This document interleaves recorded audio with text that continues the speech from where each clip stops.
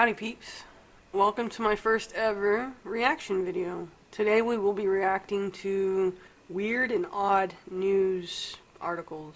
So strap in and enjoy the ride. The first article is EPA released annual list of cities where tap water probably fine to drink but tastes kinda off.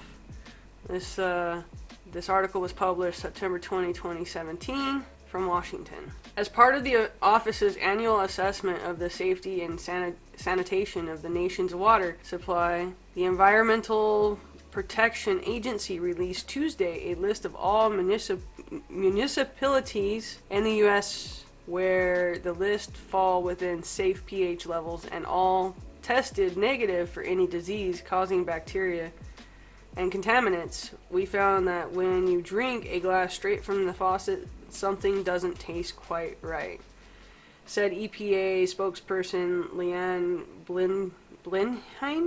Blenheim, who explained that despite undergoing proper desalination,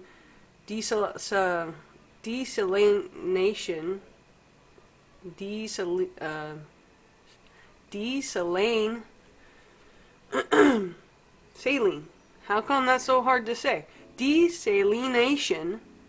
Who explained that despite undergoing proper distillation and desalination and purification procedures, the water from these areas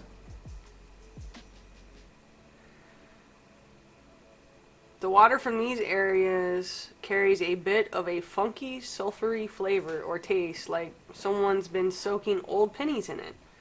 We double-checked to make sure the tap water in these locations contained the proper amount of chlorine and fluoride, and that any fungi and algae had been filtered out, but they still kind of tasted a little like bleach or dirt, or in some cases even weirdly sweet.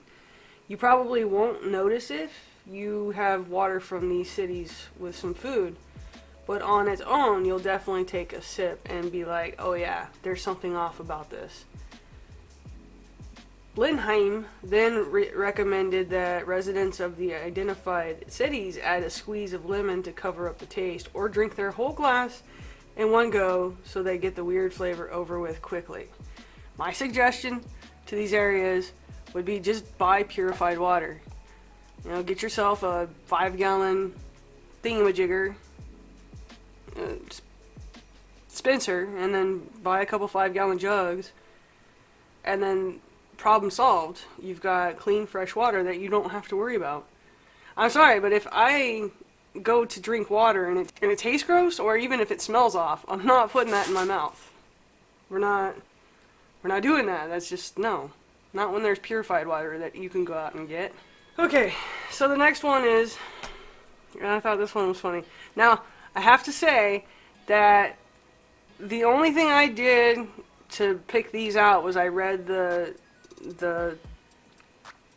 caption. I read the caption of the article and maybe skimmed it just a little bit because I wanted it to be as much a surprise to me as it is to you. So if any of these suck, I'm sorry. The next one up is Nation down to last 100 grown-ups. Yep. We're almost out of grown-ups.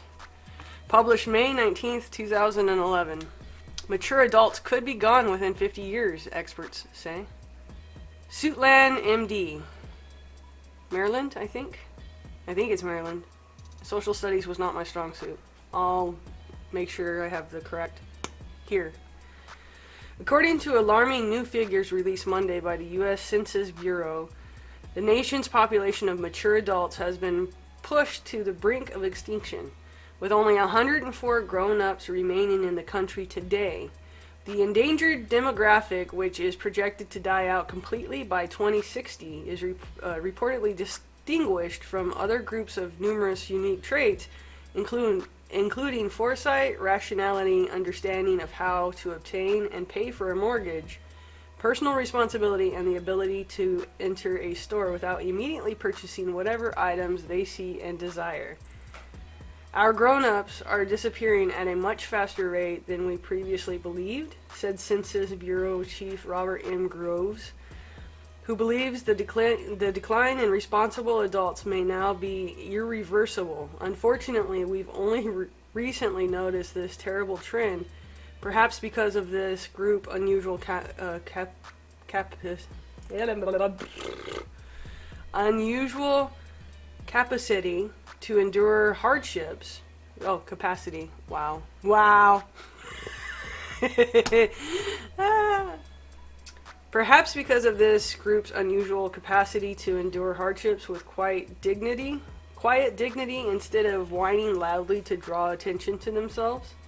If nothing is done, these wondrous individuals with their special ability to consider the long-term consequences of their own behavior and act accordingly will be wiped out completely, Groves added. According to recent data, the grown-up population has plummeted dramatically since 1950, when a census count found that more than 24 million Americans could both admit when they were wrong and respect a viewpoint other than their own.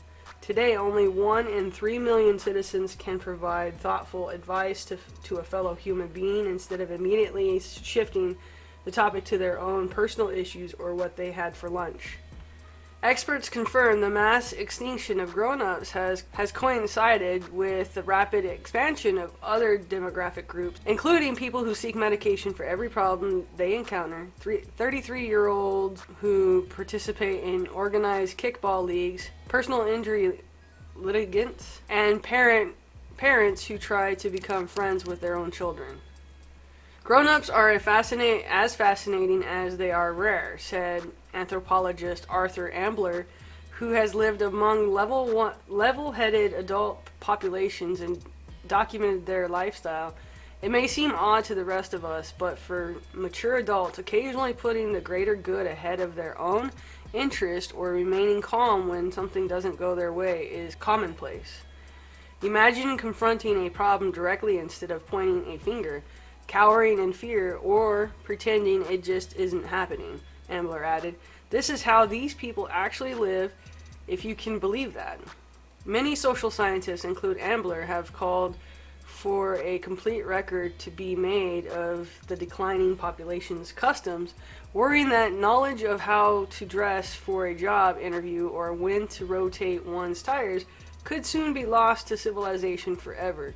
Future generations, they soberly note, will likely go their whole lives never knowing a grown-up person.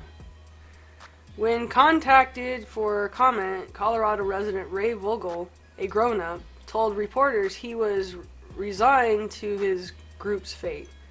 We recognize that our time has come and gone, and we're prepared to let nature run its course, said the 54-year-old, who has a well-funded 401k and has never taken out a high-interest loan to purchase a jet ski. I'm just grateful my 2 children didn't turn out patient and considerate like me. They'd never be able to get anywhere in today's world. According to Vogel, the nation's remaining grown-ups have drafted a letter to be read by the rest of us when they are gone that implores us to make good decisions in their absence and explains how to relight the pilot light on the hot water heater should it go out. The note is also said to include some money that we are firmly instructed to use only in case of real emergencies. That's funny. That's pretty funny. I'm not even gonna lie. Like, they're not wrong. They're not wrong.